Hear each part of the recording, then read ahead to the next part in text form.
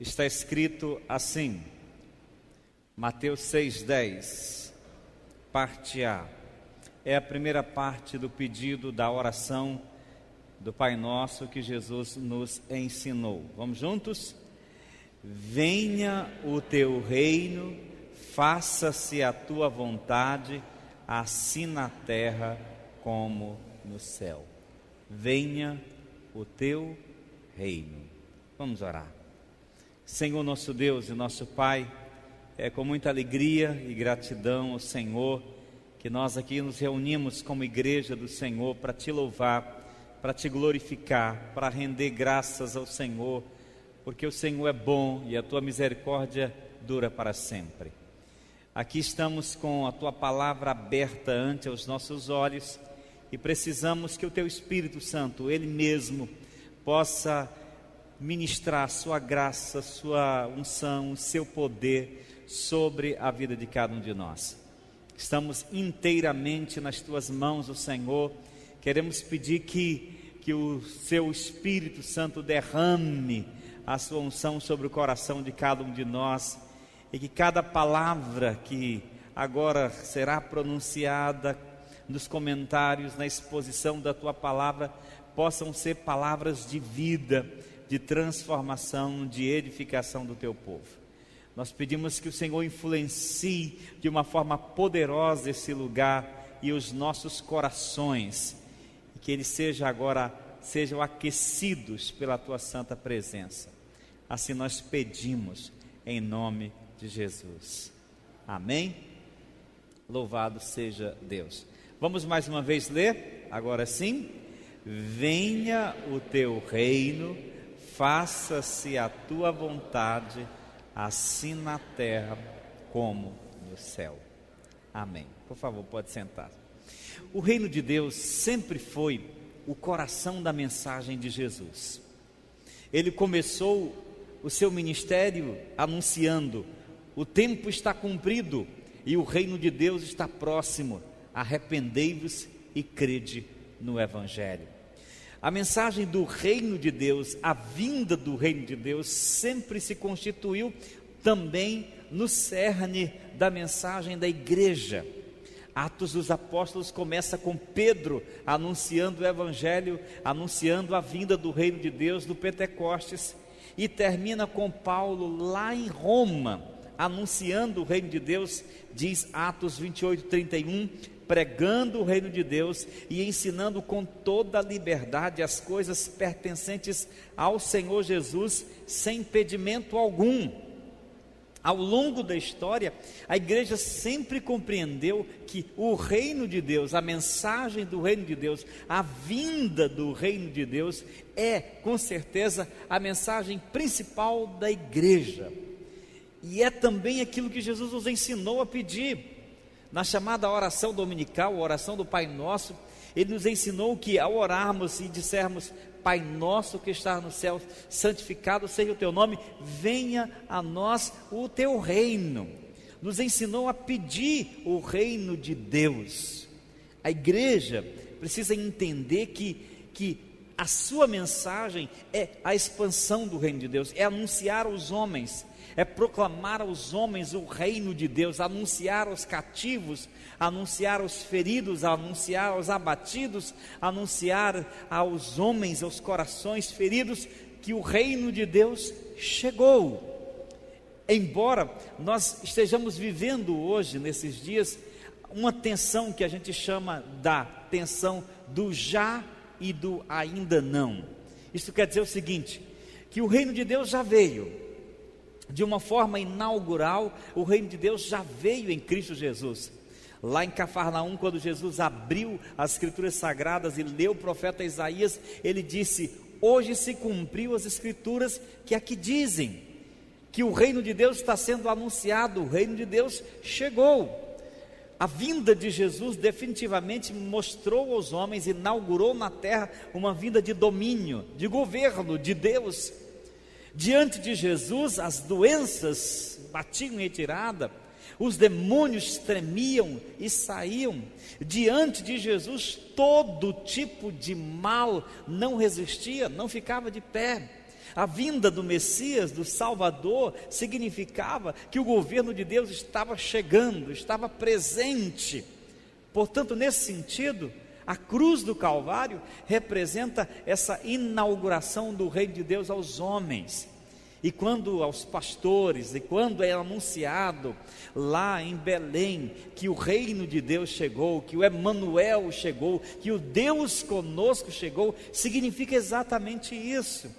Nós estamos vivendo, irmãos, como as primícias do reino de Deus. Deus governa o mundo, Deus governa a história. Às vezes a gente, ao ler os jornais, ao ver a televisão, os noticiários, a gente tem a impressão que não tem ninguém governando nada. A gente tem a impressão de que a história humana é um caos, não tem ninguém no trono. A coisa parece estar degringolando a cada dia, mas não é verdade. O reino de Deus está se estabelecendo na terra, através da mensagem de salvação do nosso Senhor Jesus Cristo. Deus governa, Deus está sentado em seu trono. Porém, nós não podemos esquecer que o reino de Deus ainda não está em sua completa totalidade. E aí é o ainda não. Somente no dia final, na perspectiva escatológica e futurista, é que nós vamos perceber quando Jesus voltar na sua segunda vinda para governar os salvos, definitivamente o seu reino será instalado e estabelecido entre os homens. É por isso que eu disse que a gente vive essa tensão entre o reino já veio, mas não ainda em sua totalidade. Para a gente entender isso, talvez o que o historiador Oscar Cullmann colocou sobre a Segunda Guerra Mundial possa nos ajudar a compreender. Oscar Cullmann fez a distinção entre o chamado dia D e o dia V. O dia D foi o dia em que os aliados venceram os nazistas numa batalha muito sangrenta, numa batalha muito forte na Normandia. E aquela batalha foi fundamental para que eles mais tarde vencessem definitivamente os nazistas na Segunda Guerra. Mas aquela batalha na Normandia foi o dia D. O dia V, que é o dia da vitória final, só aconteceu mais tarde. Mais tarde, quando definitivamente os aliados destronaram o império nazista que graçava o mundo com a miséria, com o terror e com a violência. Na cruz do Calvário, Jesus estabeleceu o dia D. Ao vir a esse mundo, ao mostrar o poder de Deus entre os homens e principalmente ao subir na cruz, Deus estabeleceu o dia D, o dia em que Ele começou a dizer: o reino chegou. Mas somente na segunda vinda, quando a igreja for arrebatada, quando a igreja for glorificada, quando Deus governar absolutamente sobre o coração dos homens, é que nós viveremos o dia V, o dia final, quando todos os homens, quer crentes e não crentes, quer ímpios e justos, quando todos os homens, inclusive aqueles que rejeitaram a Deus, aqueles que vociferavam contra o Senhor, aqueles que praguejavam contra Deus, aqueles que se rebelaram contra Deus, hão de se ajoelhar, se prostrar diante do Messias, do Rei da Glória, e vão dizer: Jesus Cristo é o Senhor. Alguns, aqueles que são cristãos, dirão isso para a glória e para a sua salvação, outros para a sua perdição.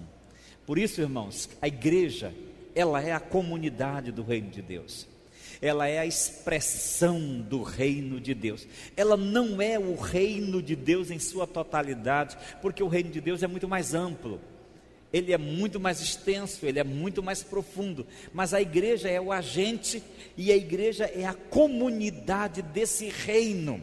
Se há um lugar onde Deus deve ser Senhor, onde Jesus Cristo deve ser plenamente amado, querido e obedecido, deve ser onde? Na igreja, na comunidade dos salvos, que também é o corpo do Messias, do Salvador. A igreja deve evidenciar, dar sinais claros de que Deus reina, não só no cosmos, no universo, na totalidade da existência humana, mas especialmente na vida da igreja. Cada um de nós em particular deve evidenciar no nosso dia a dia que Deus é rei sobre a nossa vida, que Deus reina sobre o nosso ser, que Deus reina sobre a nossa existência. E quando Jesus ensinou seus discípulos a orar: Pai nosso que estás no céu, santificado seja o teu nome e venha sobre nós o teu reino, Jesus está falando de algo extremamente necessário e urgente. Nós precisamos aprender a pedir, e não só a pedir, mas corroborar para que o reino de Deus se instale, se estabeleça, não só em nós, mas a partir de nós também no mundo lá fora. E quando a gente fala em reino de Deus, a gente precisa pensar em 3 dimensões desse reino. Primeiro, na dimensão da exterior e universal, como falamos há pouco, Deus reina. Lá em 1 Crônicas 29:11, o escritor diz assim: Senhor, tua é a magnificência, o poder, a honra, a vitória, a majestade, porque teu é tudo quanto há nos céus e na terra. Teu é, Senhor, o reino, e tu te exaltaste por cabeça sobre todos. O escritor sagrado reconhece que Deus governa sobre tudo. Não existe nada que não esteja sobre o governo e sobre o controle de Deus.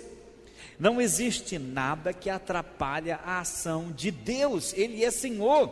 Pastor, mas nem o diabo, muito menos o diabo.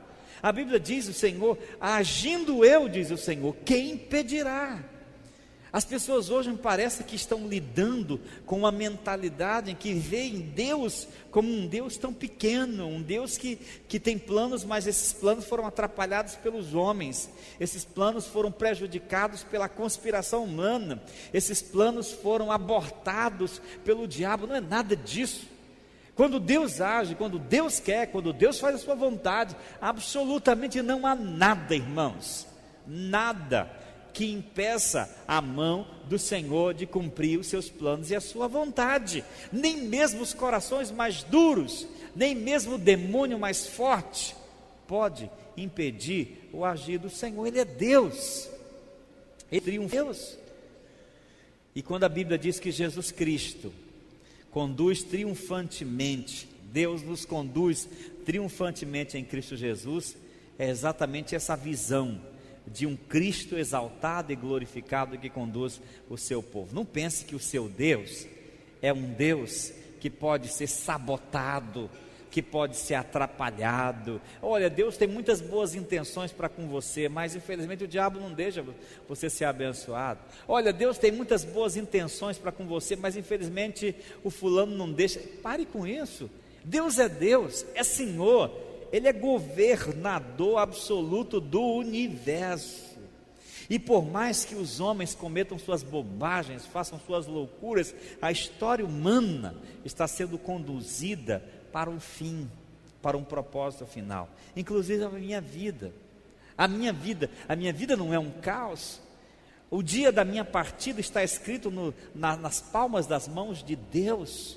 E somente quando eu cumprir todos os propósitos que Deus tem para mim, nesse chão, nessa existência debaixo do sol, é que nesse dia Ele vai me chamar à sua presença.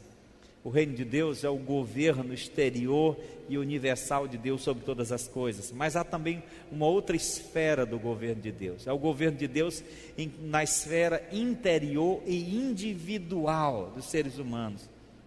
O reino de Deus é também essa manifestação da graça em nós.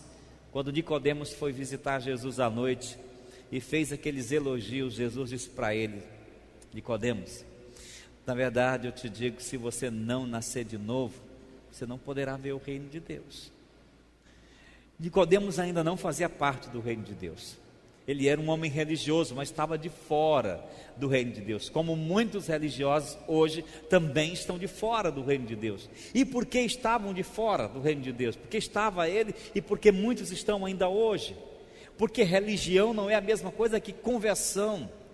porque religião não é a mesma coisa de experiência com a graça de Deus. Nicodemos ainda não tinha nascido de novo, não tinha experimentado o poder perdoador e regenerador da graça de Deus, por isso ele precisava nascer de novo. Nós nos tornamos súditos do reino de Deus, queridos irmãos, quando nós experimentamos a graça da conversão, a graça da transformação na nossa vida, quando Cristo entrou em nosso ser e nos transformou em novas criaturas. Deus passou a partir daquele momento, através de uma experiência pessoal, não somente governar sobre nós, mas dentro de nós. A Bíblia diz que nós nos tornamos casa, templo, morada de Deus.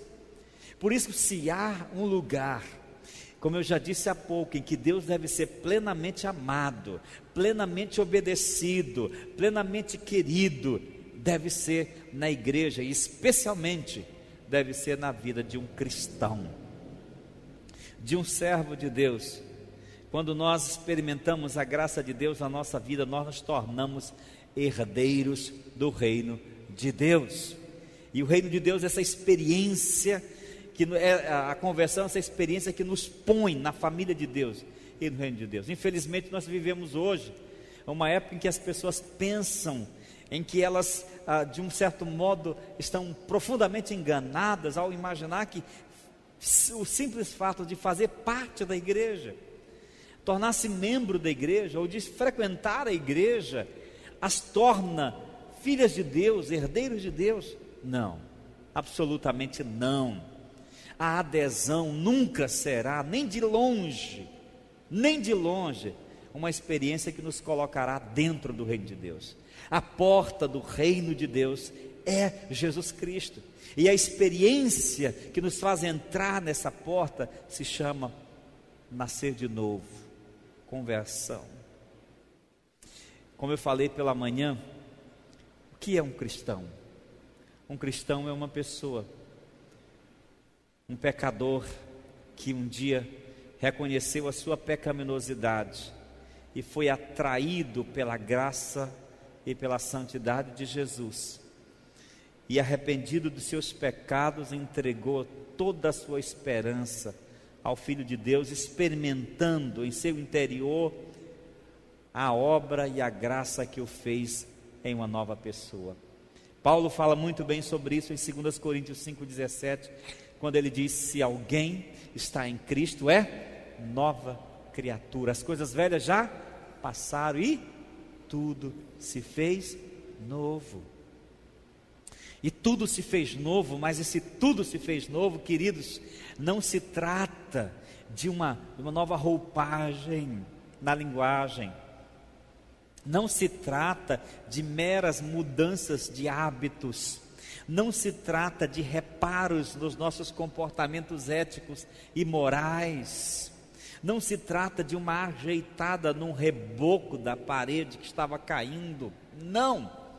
A experiência da conversão é uma experiência que nos mata o velho homem, o crucifica na cruz, mas ao mesmo tempo é a experiência que nos faz reviver, é um nascer de novo. O velho homem morreu e nasceu um novo homem quando Cristo entrou em nossa vida.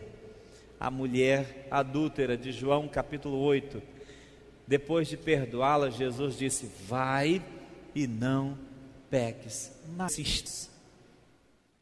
Vai, não peques mais. O reino de Deus se instala no meu coração na medida em que eu experimentei essa graça do novo nascimento.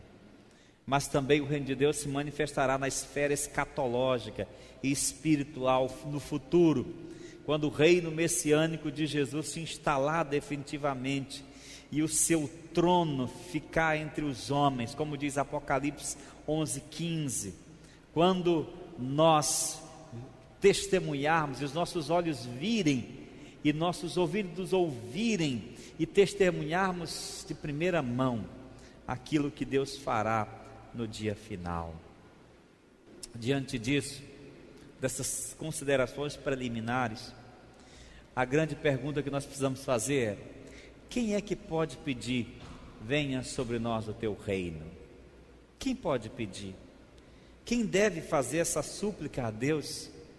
Eu quero sugerir que só pode fazer essa súplica a Deus, primeiramente, quem ama a Deus e anseia ver o seu governo prosperar no mundo. Só quem ama a Deus pode dizer: venha sobre nós o teu reino.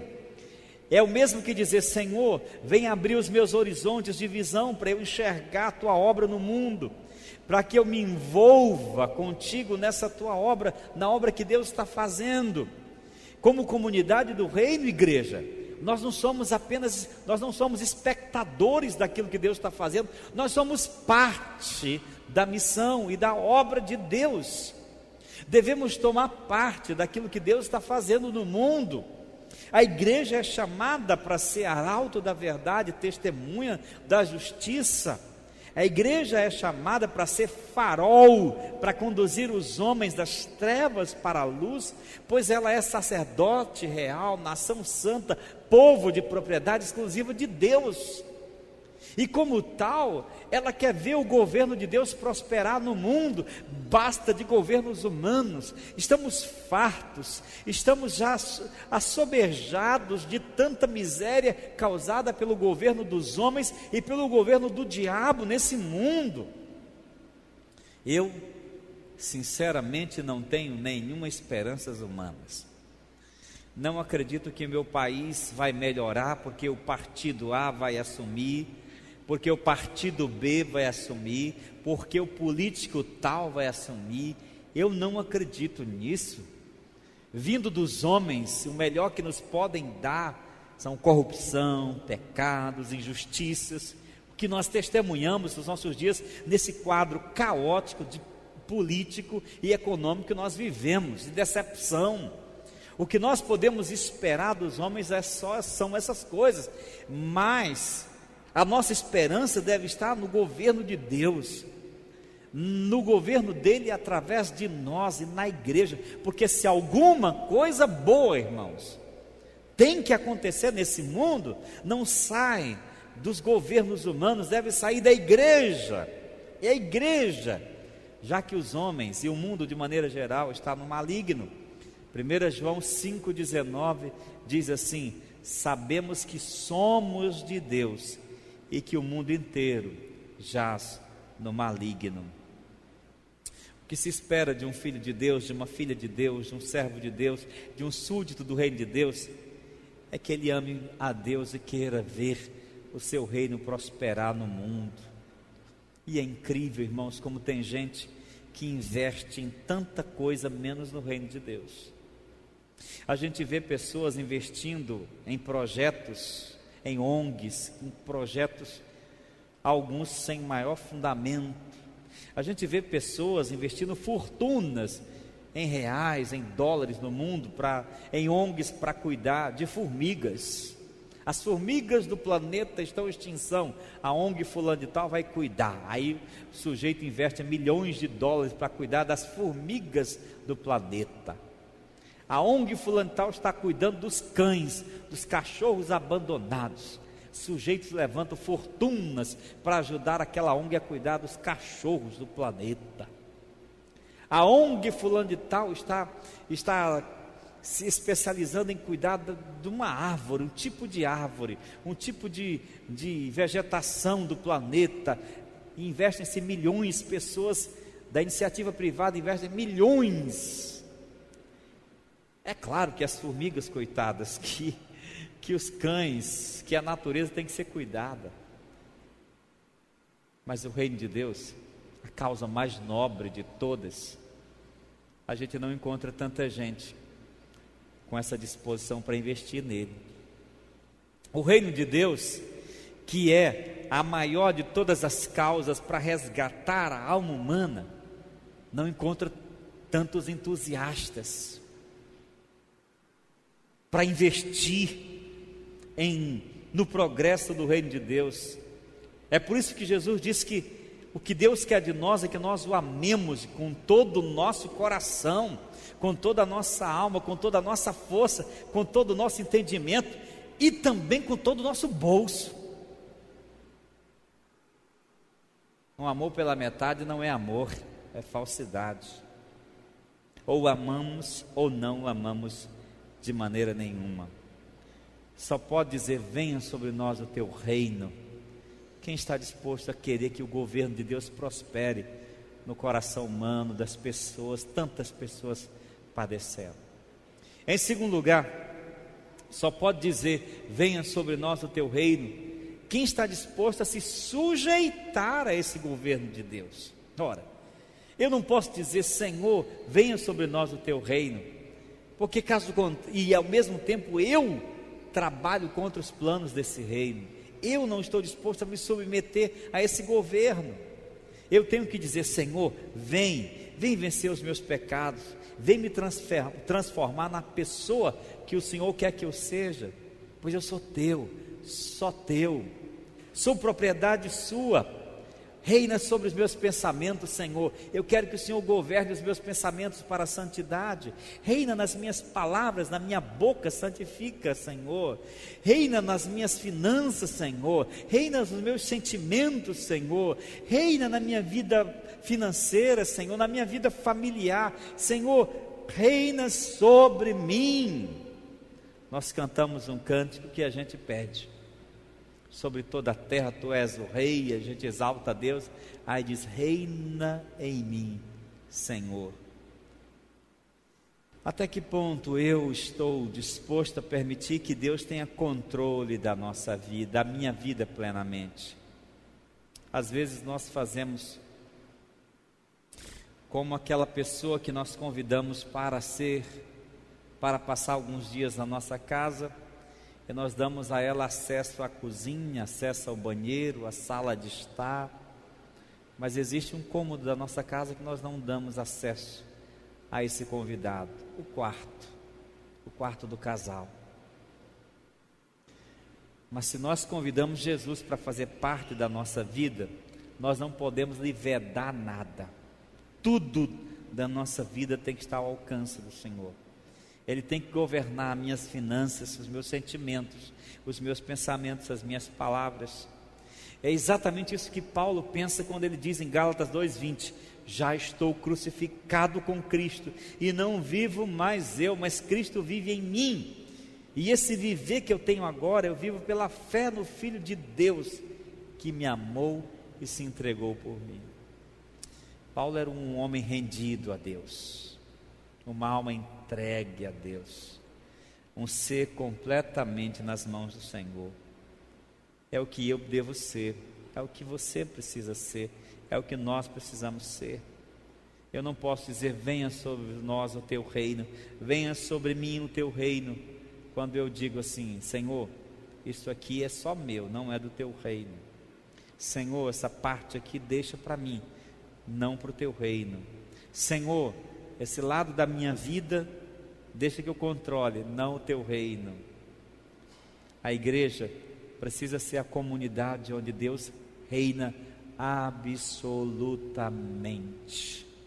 A minha casa, o meu lar e o meu coração deve ser um lugar onde Deus reina absolutamente. Em último lugar, só pode dizer: venha o teu reino quem tem amor pelas almas por quem Cristo morreu. Ah, queridos, por que nós queremos o progresso do reino? A irmã Maria Antônia fez uma bela introdução ao sermão, quando falou da realidade de tantas pessoas no nosso estado, na nossa cidade, no nosso país.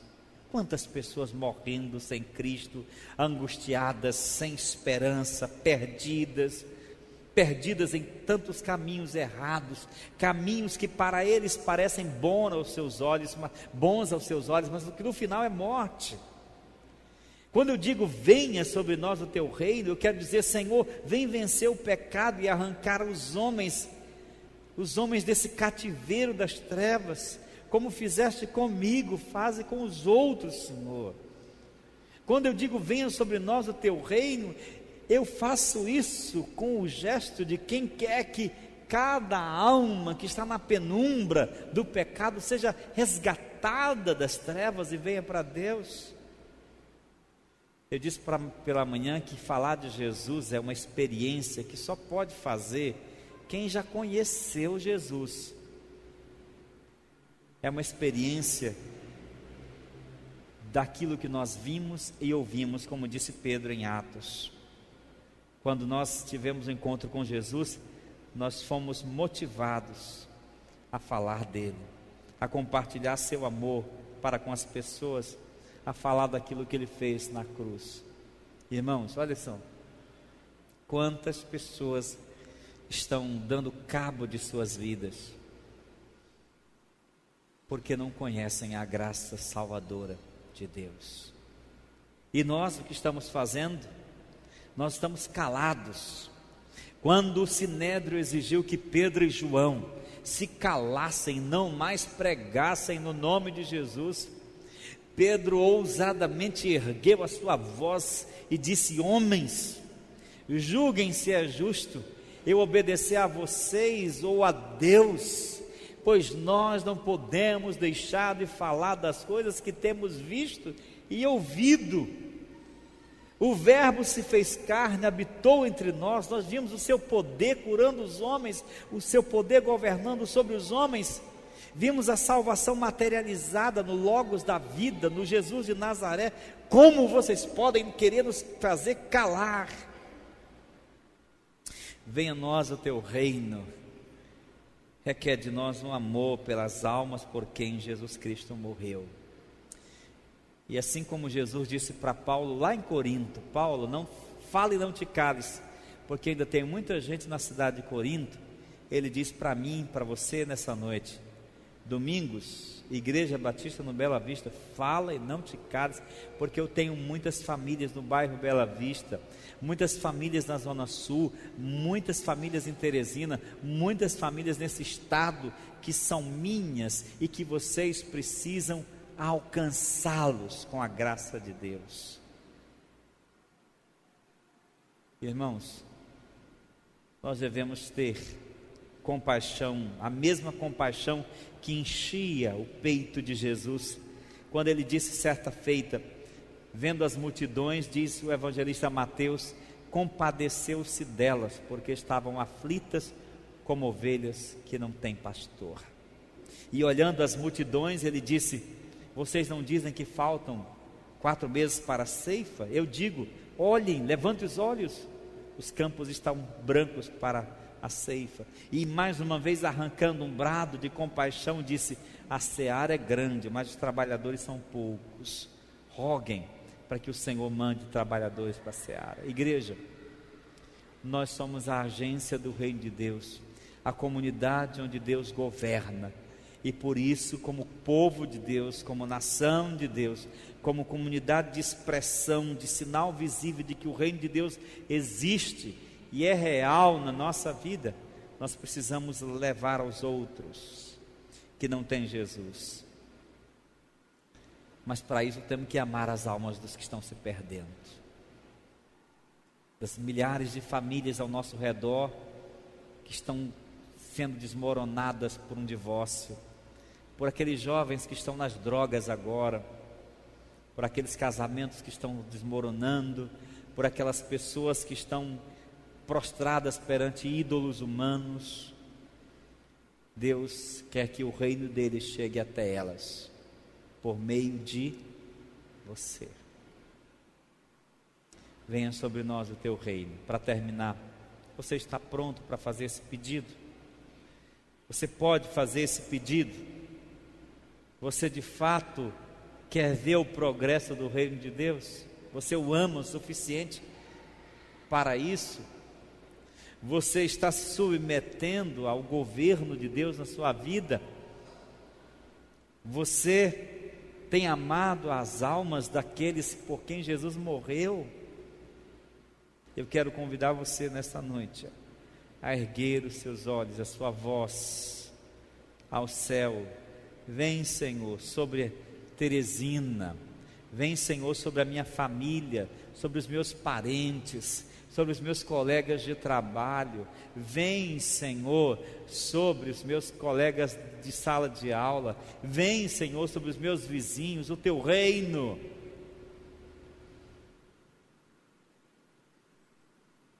Curve sua cabeça agora. E se você ama Deus, se você tem se submetido à vontade de Deus, ou se quer se submeter ao governo de Deus, ore comigo agora. Vem, Senhor, o teu reino sobre a nossa vida. Senhor, nosso Deus e nosso Pai, toda honra, toda glória pertence a Ti. Tu és um Deus maravilhoso e santo, que estás reinando sobre o céu e sobre a terra. Tudo pertence a Ti, tudo vem de Ti, toda boa dádiva, todo dom perfeito vem de Ti, do Pai das luzes, em quem não há sombra nem variação de mudanças. Só Tu és Deus. O céu e a terra proclamam a Tua glória, e o firmamento anuncia as obras das Tuas mãos. Ó Senhor, nós queremos com toda a convicção do nosso coração pedir: venha sobre nós o Teu reino, Senhor. O reino ao coração dos cativos, o reino ao coração dos angustiados, o reino ao coração dos aflitos, o reino ao coração dos que sofrem, o reino ao coração dos perdidos. Venha sobre Teresina o Teu reino, venha sobre nossos lares o Teu reino, sobre as nossas famílias o Teu reino, venha sobre todos aqueles que amamos o Teu reino, Senhor. Ó Pai, faz de cada um de nós, o Teu povo, arautos, testemunhas da verdade. Faz de cada um de nós, desta igreja, uma comunidade de expressão visível do Teu reino nesse mundo. Assim eu peço, Deus, nos ajude a cumprir o nosso chamado, o chamado que o Senhor tem para essa igreja, o chamado de sermos sal e luz nesse bairro, nessa cidade, o chamado para testemunharmos o estado do Piauí, o chamado para proclamarmos ao mundo, para investirmos nossa vida nessa obra extraordinária. Eu peço, Deus, desperta o Teu povo, incomoda o Teu povo, Senhor, levanta o Teu povo, Senhor, reacende em nossos corações, Senhor, o desejo profundo de Te servir, de Te amar e de anunciar o Teu reino. Ó Senhor, eu peço, faz isso em nossas vidas, em nome de Jesus.